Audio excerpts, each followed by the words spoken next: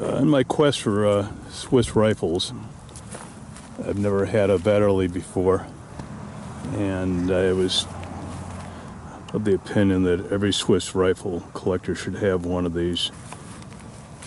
But usually the ones you run into are kind of, shall we say, less than desirable condition. Now I came across this one at my friend's gun shop, since I'm limited. Their last shipment of Swiss rifles, they had about 4 or 5 Vetterlis, and most of them were very nice, but this one really jumped out at me. This one looks like it came out of a museum. And taking it apart, this particular example looks like it's never had a round down the bore. This is the model 1881, so theoretically this could be 140 years old. Just look at the condition of this thing. It's amazing the Swiss had a 2-bed bolt-action repeating rifle. I think it was originally developed in 1869, then upgraded a few times, at a time when here in the US we were still using the trapdoor Springfield. Let me turn this thing around and get a side view.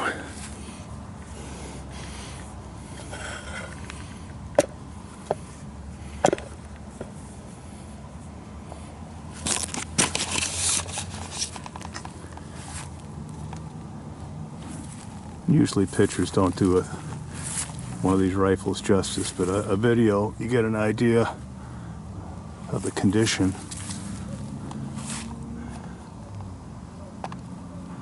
This particular one is in. It's interesting, the side of the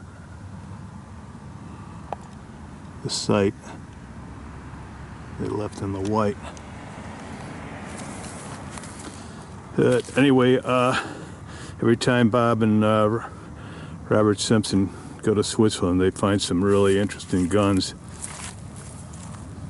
And I was never really into the Vetterlis before, but when you get into this, the mechanism is so simple. It's kind of reminiscent of a Winchester 66 or 73.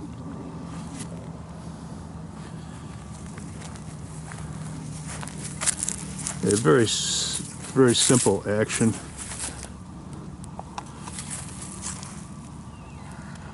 These Vetterlis are just beautifully made. You take it apart, you realize how simple it is, but when you get to this one has a double set trigger, which I think they call the Stutzer. Perhaps the Swiss back in the 1870s and 80s had designated marksman. The trigger on this is phenomenal. And most of the gun is quite simple, but when you remove the trigger pack, it's fitted like a Swiss watch.